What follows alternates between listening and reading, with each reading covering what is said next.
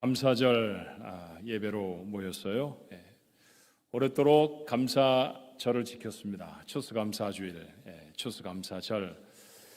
아마 미국 사람에게는 가장 익숙한 또 가장 큰 절기가 아닌가 싶어요. 어떻게 시작됐는지는 혹시 아십니까?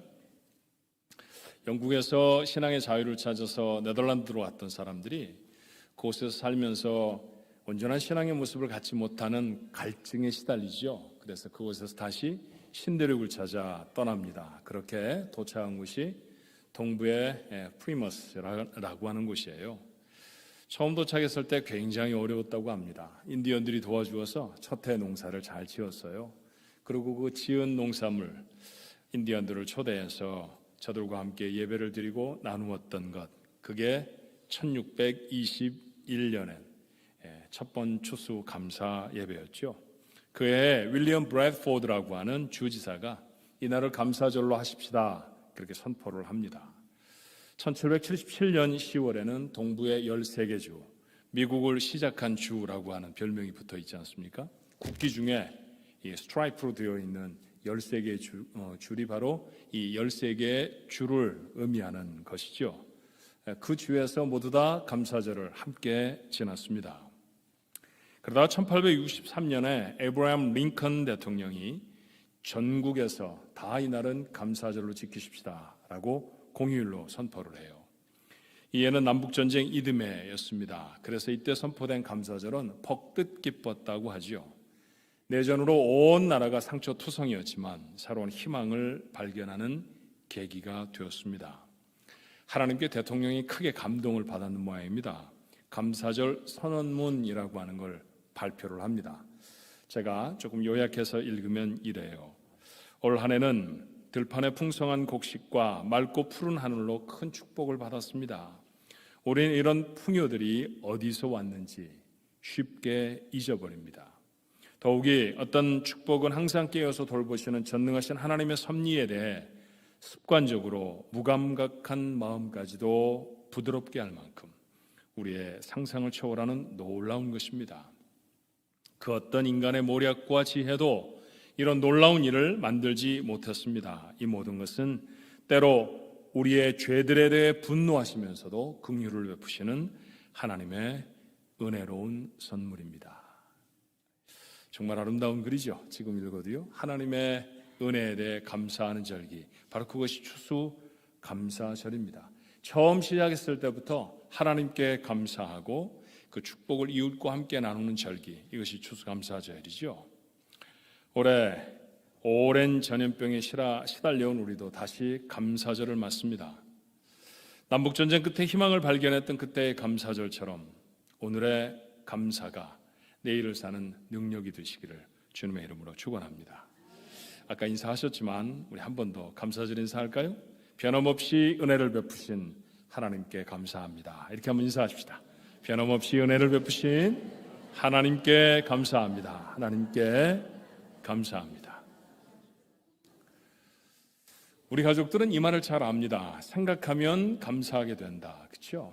thank라는 감사라고 하는 단어와 think, 생각하다라고 하는 단어는 발음부터 스펠링까지 참 비슷해요. 그래서 저는 굳게 철석같이 믿고 있습니다. 생각하면 감사가 된다라고 말이죠. 그렇죠? 생각을 하게 되지 않으셨겠습니까? 오늘 추수감사주일에 하나님의 전에 올라올 생각을 하시면은 어떤 축복을 받았나. 저도 생각을 했죠. 여러분과 함께 축복도 나누어야 하니까 생각해 보니까 어려운 것만 생각이 자꾸 들더라고요. 힘들고 어려웠던 시간들이 새삼 사무쳐서 울컥 눈물이 날 뻔했습니다. 속이 상하기도 하고요. 근데 곰곰 생각해 보니까 얼마 전에 묵상의 시간에 나누었던 말씀이 생각이 났어요. 바로 오늘 본문의 말씀이죠. 우리가 경험했던 것보다는 훨씬 더 심한, 비교도 할 수 없을 정도의 억울하고 속상한 시절을 지났던 요셉, 그 인물에게 하나님이 주신 복이 있었습니다.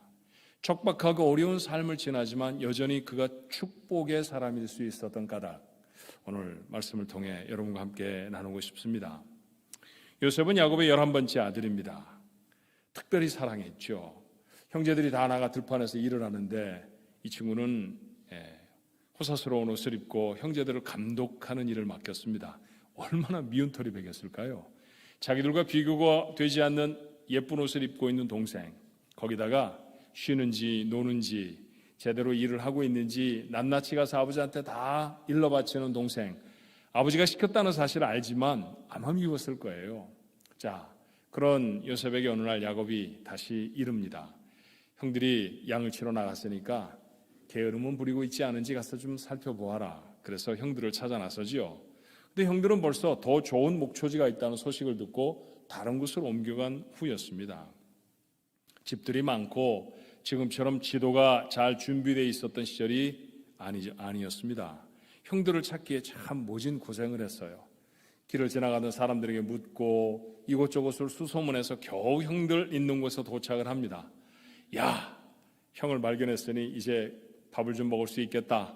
형들에게 물이 좀 있겠지? 그러고 달려갔는데 형들의 마음은 달랐습니다. 저 꿈꾸는 녀석이 오네. 아버지도 안 계시고 여기 집에서 멀지? 이참에 그냥 확 이런 생각을 가졌죠. 그중에 몇 형이 나서지 않았으면 아마 요셉 그때 죽었을 거예요. 그런데 큰형과 그 다음에 유다가 막아서지요. 죽이지 말자고. 그리고 결국엔 팔아먹게 됩니다. 곁을 지나가는 장사꾼한테 은 20을 주고 팔아버렸습니다. 여러분, 얼마나 고통스럽고 얼마나 힘든 삶이 됐을까요? 17살짜리 외국인 소년, 그 노예의 처지가 얼마나 고단했겠습니까? 미래가 보이질 않습니다. 그런데 이런 캄캄한 현실 속에서 오늘 성경이 계속해서 주목하는 한 말씀이 있죠. 하나님이 그와 함께 하시더라. 하나님이 그와 함께 하시더라. 사실 성경에 등장하는 끝없는 하나님의 약속이 무엇이었나요? 내가 너와 함께 하리라 라는 것이었습니다. 하나님이 요셉에게 이 약속을 하셨어요. 그리고 그 약속이 얼마나 신실했는지를 성경은 이렇게 증거합니다. 요셉은 후에 누명을 쓰고 감옥에 갇힙니다. 그곳에서 어떤 일이 일어났는지 창세기 39장 21절은 이렇게 소개합니다. 여호와께서 요셉과 함께 하시고 그에게 인자를 더하사 간수장에게 은혜를 받게 하셨다고 말이죠. 자, 이 사건이 일어나는 것은 감옥입니다. 요셉은 지금 모함에 빠져서 감옥에 갇히게 되어졌죠. 그런데 하나님이 그와 함께 하셨답니다. 그러니 하나님은 지금 어디에 계신 겁니까? 하나님은 지금 감옥에 계십니다. 감옥과 하나님이 어울릴 법한 곳입니까? 하나님이 도대체 무엇 때문에 감옥에 계셔야 했을까요? 이유는 하나였습니다. 그곳에 요셉이 있었기 때문입니다. 우리가 너무도 잘 아는 마태복음의 증거는 이렇죠. 마태복음 1장 23절에 보라 처녀가 잉태하여 아들을 낳을 것이요 그 이름을 임마누엘이라 하리라 하셨으니 이를 번역한즉 하나님이 우리와 함께 계시다 함이라. 성경이 친절하게 번역해 주어서 우리는 임마누엘이라고 하는 이 어려운 외래어의 단어 뜻을 압니다. 하나님이 우리와 함께 계시다라고 하는 뜻입니다. 하나님이 무엇 때문에 우리와 함께 하십니까? 이 땅이 좋아서요? 보시기에 즐겁고 재미있는 곳이라 우리와 함께 하시나요? 아닙니다. 사랑하는 우리가 있기 때문입니다. 역사상 가장 놀라운 사건, 주님이 세상에 오시는 바로 그 사건, 보좌를 비우시고 이 땅에 오심도 목적은 하나였죠. 우리와 함께 계시기 위함이셨습니다. 그렇다고 하면 지금도 하나님의 가장 큰 관심은 무엇일까요? 우리와 함께 하시는 것인 줄로 믿습니다. 그런데 하나님이 함께 하시면 그곳에 놀라운 사건이 일어납니다. 오늘 본문의 말씀에는 두 차례 하나님이 요셉과 함께 하셨다라고 기록하는데 그 말씀마다 반드시 동반하는 말이 있죠. 무엇인가요? 형통하게 되었더라. 자, 2절의 말씀이 이래요. 여호와께서 요셉과 함께 하심으로 그가 형통한 자가 되어 그의 주인 애굽 사람의 집에 있었다라고 했습니다. 맞아요. 하나님과 함께 하시면 형통한 자가 되는 줄로 믿습니다.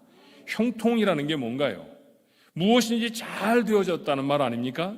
다른 사람에게는 안 되는데 요셉에게는 안 되는 일이 없었습니다.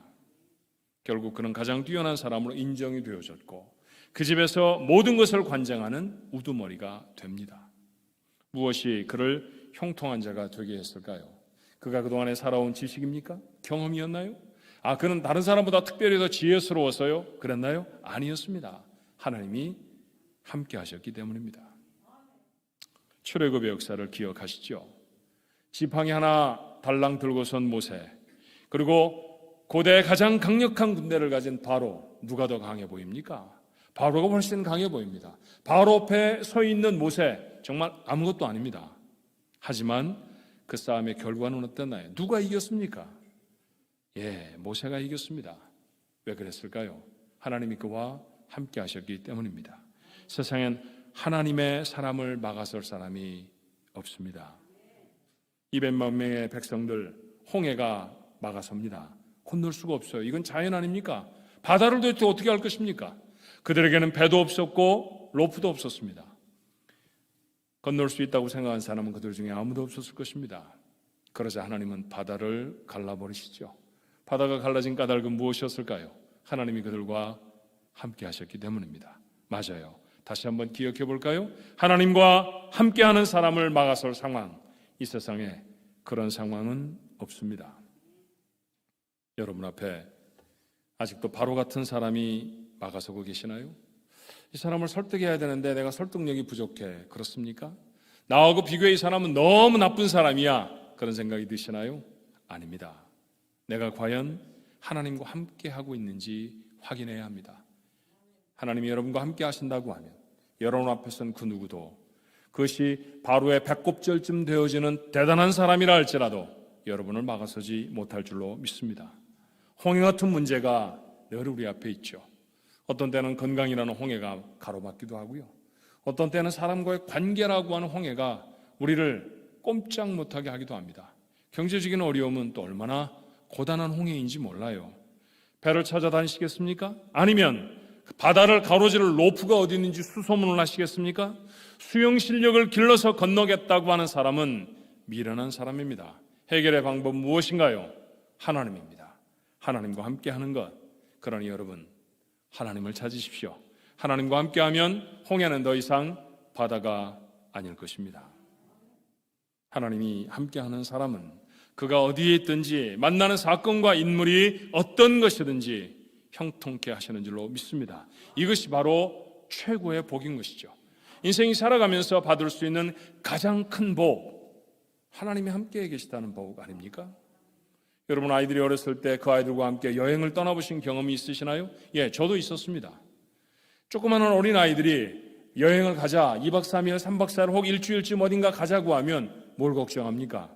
여행 경비가 얼마나 들까? 가스를 어디서 넣어야 할까? 어떤 집에서 자야 할까? 걔네들은 아무 생각이 없습니다. 그래서 곰인형 하나 달랑 들고 타면 그만입니다. 아무것도 걱정하지 않습니다. 까닭이 뭘까요? 아빠, 엄마하고 함께 하니까. 인생이 아직도 버겁다라고 생각하면 그 인생에 살게 하신, 함께 하시는 하나님이 아버지가 아닌 까닭은 뭐가 아닐까요? 하나님이 아버지이신 사람들 능히 그 상황을 초월해 승리하게 될 줄로 믿습니다. 이것이 우리가 받은 최고의 복이라고 하는 사실, 감사절 아침에 우리 모두의 마음속에 새롭게 새겨지게 되기를 주님의 이름으로 축원합니다. 그런데 이 놀라운 사건이 여기서 끝이 아니잖아요. 내가 복을 받았습니다. 하나님이 함께 하시니까 내게 복이 되었습니다. 그런데 이게 나에서 멈춰진 것이 아니라 그 복이 다른 사람을 복되게 합니다. 자, 5절의 말씀이에요. 그가 요셉에게, 그는 지금 보디발이죠, 자기 집과 그의 모든 소유물을 주관하게 한 때부터 여호와께서 요셉을 위하여 그 애굽 사람의 집에 복을 내리심으로 여호와의 복이 그의 집과 밭에 있는 모든 소유에 미쳤다고 했습니다. 보디발, 오늘 성경이 다시 거푸 확인해 주는 것처럼 애굽 사람입니다. 하나님 섬기는 거 모르는 나라 아닙니까? 그러니 하나님 모르던 사람이었음에 분명합니다. 하지만 그가 하나님과 함께하는 사람이었던 요셉을 높이자 엄청난 복을 받습니다. 그야말로 횡재를 한 것이죠. 그가 무엇을 잘해서 받은 복이 아니라 하나님과 함께하는 사람을 대접했더니 그 사람 때문에 하나님이 그에게 베푸신 복이었습니다. 그가 받은 모든 축복은 누구 때문이었습니까? 요셉 때문이었습니다. 요셉은 자신의 주인인 보디발조차 복받게 하는 사람이었습니다. 그런데 여러분 생각해 보면 여러분은 아시죠? 이후에 어떤 사건들이 계속해서 이어지는지 이미 아침마다 혹은 하루 중에 어떤 시간에 창세기를 묵상하셨으면 잘 아십니다. 요셉 때문에 복받았던 사람이 어디 보디발 뿐입니까? 당시에 고대 근동 지방에 엄청난 기근이 생겼습니다. 그런데 그 기근을 피하여 모면할 나라 한 나라밖에 없었죠. 애굽밖에 없었습니다. 이 일을 이루실 하나님의 계획을 바로에게 꿈으로 알려주셨는데 바로가 그것을 해석할 수가 없었어요. 해석해낸 사람은 요셉이었고 방책도 하나님이 주신 지혜로 바로에게 제시를 합니다. 앞선 7년 동안의 풍년에 많은 양식을 비축해 두었다가 이후에 찾아오는 극심한 기근 속에 비축한 양식을 스스로 먹을 뿐만 아니라 주변에 있는 나라들에게 팔아서 나라가 부강해지는 일들까지 이집트, 바로의 애굽이 경험하죠. 사실 역사적 문헌을 찾아보면 요셉 이전의 이집트는 그저 그렇고 그런 나라 중에 하나였습니다. 하지만 요셉 이후의 이집트는 따라올 자가 없는 그 지역의 가장 강력한 나라가 되지요. 그렇게 놀라운 축복이 누구 때문에 가능했을까요? 하나님이 함께하는 사람, 하나님이 함께 하시는 복을 받았던 바로 그 요셉 때문에 그들은 복받은 사람이 되었습니다. 파렴치한 사람들까지도 복을 받습니다.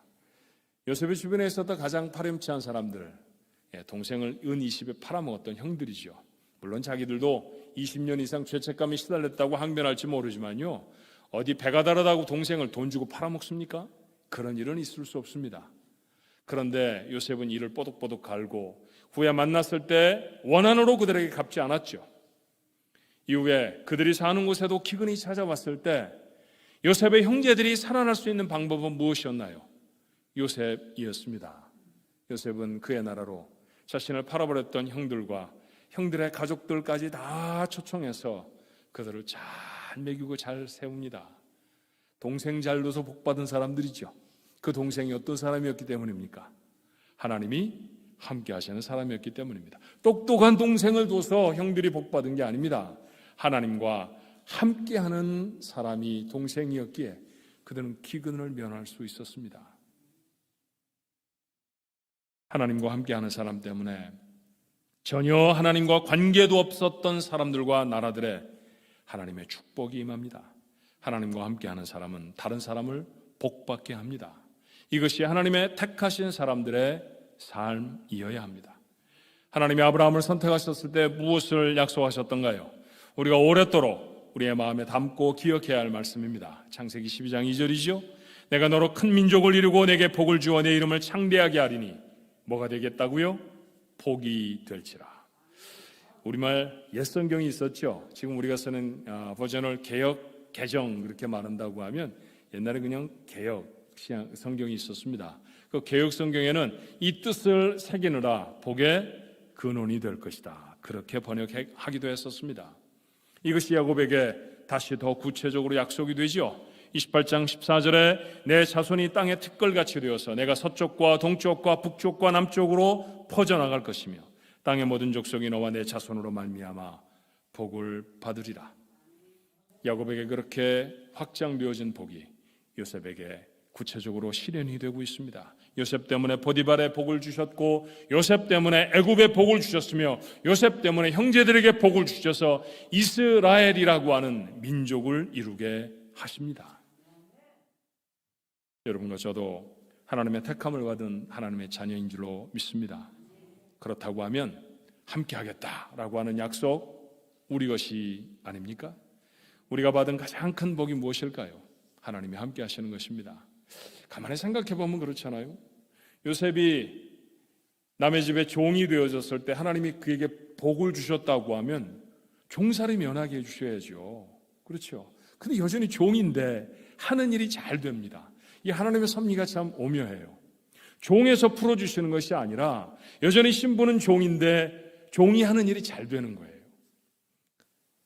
억울하게 감옥에 갇혔습니다. 죄를 지은 적이 없는데 감옥에 갇혔으면 얼마나 속상할까요?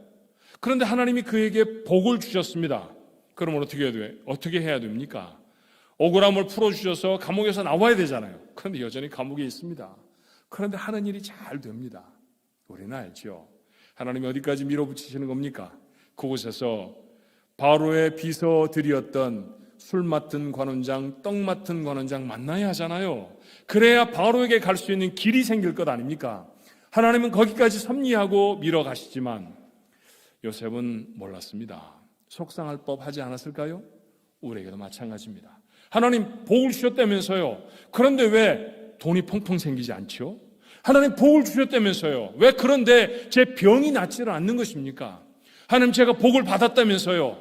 그런데 왜 내 관계는 자꾸 꼬여만 갑니까? 어려울 수 있습니다.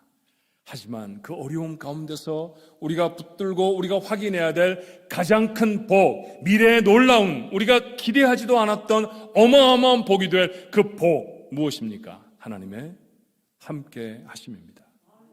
여전히 코로나 중에 있고요.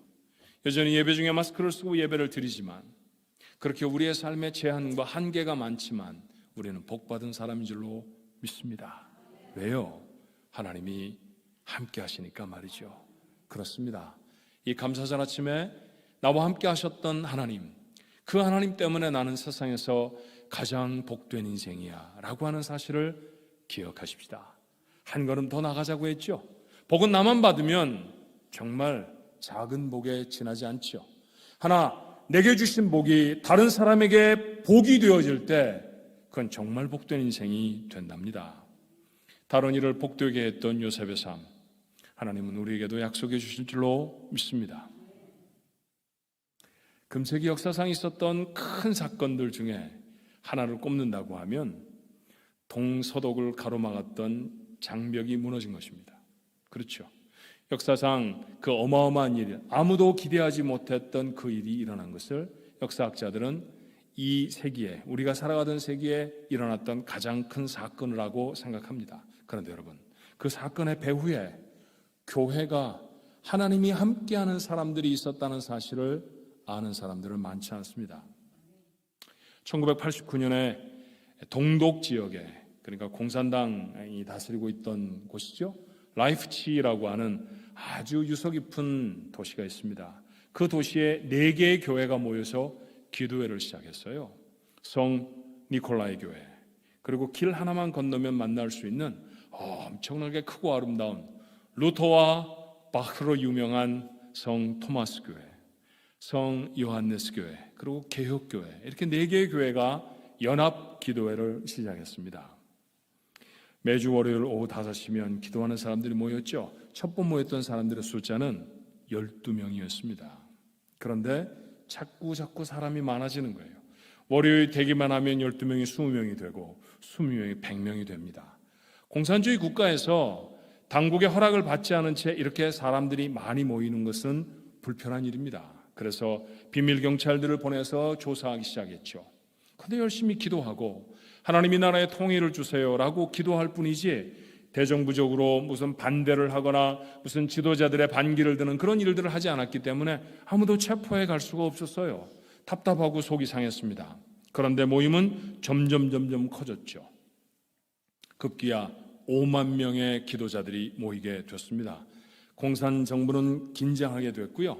당시에 독일의 공산당 서기장이었던 호네커는 모이지 말아라라고 집회 금지 명령을 내립니다. 만약에 이 명령을 어긴다고 하면 발포할 것이다. 으름장을 놨죠. 그리고 군대를, 경찰을 배치했습니다. 서방의 모든 나라들이 주목했어요. 과연 기도회로 모였던 사람들에게 동독의 군대와 경찰은 총을 쏠 것인가 걱정하며 가슴을 저리며 보았죠. 그렇지만 그들도 독일인이었고 그들도 양심을 가지고 있는 사람이었고 무엇보다 마틴 루터의 후예들이었습니다. 기도하는 사람들에게 총을 겨누기는 했지만 총을 발사하지는 못했어요. 11월에는 마침내 그 모임이 100만 명이 되었습니다. 가보시면 알지만 이 교회들 앞에 있는 광장은 그렇게 크지 않습니다. 아마 교회마다 꽉꽉 터졌을 거예요. 거리마다 사람이 가득했을 것입니다. 그 사람들이 손에 손을 붙들고 그리고 어떤 이는 촛불을 들고 하나님, 동독과 서독에 자비를 베풀어 주셔서 이 나라가 통일되게 해 주옵소서. 그렇게 기도했죠. 그리고 마침내 11월 9일에 아무도 상상하지 못했던 일이 일어납니다. 베를린에 장벽이 무너진 것이죠. 우리는 텔레비전 생중계로 그 장면을 보았습니다. 사람들이 깜짝 놀랐습니다. 동서독의 지도자가 한 번도 만난 적이 없었죠. 그 배후에 있었던 큰 강대국들이 이제는 동독과 서독이 하나가 되어져야 돼 라고 말하며 도와주었던 적도 없었습니다. 그런데 어느 날 갑자기 벽은 허물어졌고 1년 만에 독일은 통일을 선언합니다. 어떻게 된 일일까? 전 세계의 모든 매체들이 다 독일로 쏟아져 들어갔습니다. 이 일을 조사하기 위해 발로 뛰고 사람들을 만나고 인터뷰를 했지요. 수많은 사람들의 기사 중에 CNN의 프로듀서였던 벌트만의 이야기가 주목을 끌게 됩니다. 그의 말은 이랬어요. 우리는 독일의 장벽이 무너져 내리는 모습을 놀라운 모습으로 지켜보았다. 격동의 현장을 취재하기 위해 동분서주 수많은 사람들이 뛰어다녔지만 숨겨진 사실 하나를 못 보고 지나간 것 같다. 그것은 바로 영적이고 신앙적인 것이다. 영적이고 신앙적인 것이 이 어마어마한 사건의 배후에 있다는 사실을 버드 벌트먼은 알아챈 것이죠.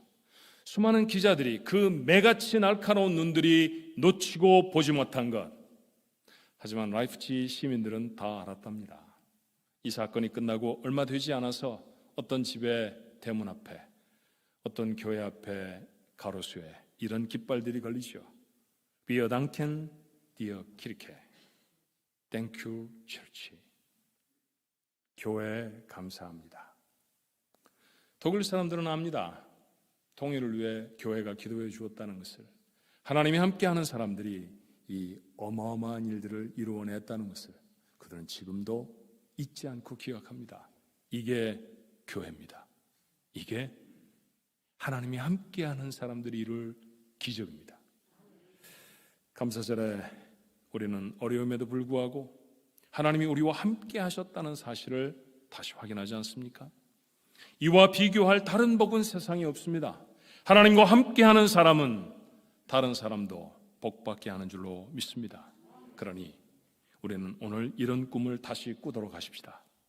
이 세상에 베르린의 장벽이 무너진 다음에 남아있는 유일한 장벽이라고 하면 팔레스타인에 세워져 있는 장벽입니다. 하나님이 함께 하시는 교회들로 인해 팔레스타인을 굽이도는 장벽도 무너지도록 우리는 하나님 앞에 기도하면 좋겠습니다. 거룩한 영성을 회복한 한국 교회로 인해서 휴전선이 거쳐지기를. 얼마 전에 한국 사람들을 대상으로 조사를 했습니다. 통일을 되는 것을 원하십니까? 반도 되지 않더라고요. 예라고 대답한 사람이 말입니다. 통일은 물 건너간 것처럼 보입니다. 모두가 다 잊어버린 소망이 되고 말았습니다. 그러나 이와 같은 때 적어도 이민을와 그 나라를 간절한 마음으로 바라보고 있는 우리들이라도 우리 하나님 앞에 무릎을 접는다고 하면 12명으로 시작된 기도의 일꾼들이 동독의 분단의 장벽을 거두어냈듯이 하나님의 놀라운 역사를 경험하게 될 줄로 믿습니다. 하나님이 함께 하시는 우리 교회로 인해 미국의 샌프란시스코의 영적인 축복이 회복되기를. 여러분, 우리가 사는 도시의 이름은 샌프란시스코입니다. 세인트 프란시스코, 성 프란시스코를 기념한 도시 아닙니까? 프란시스코가 도대체 어떤 사람이었나요? 부유한 포목상의 아들로 태어났지만 재산을 다 가난한 사람들에게 나누어주고 평생을 가난한 자로 살았습니다. 그리고 그의 삶의 가장 큰 소원은 하나님께 영광을 돌리는 것이었죠. 그 사람의 이름을 딴 도시, 이곳에 사는 사람들은 가장 부유해지기를 원하는 사람들로 삽니다. 하나님께 영광을 돌리는 것이 삶의 가장 큰 우선순위가 아니라 자신의 삶의 기쁨이 되는 것이 가장 큰 목적인 사람으로 가득 찬 도시가 되어버렸습니다. 이건 샌프란시스코가 아닙니다. 이름을 바꾸든지 살아가는 사람들의 모습이 달라져야 합니다. 누가 다르게 할 수 있을까요? 하나님이 함께 하시는 교회, 우리 교회가 이곳에 있습니다. 하나님이 함께하는 사람들이 우리 하나님 앞에 기도합니다.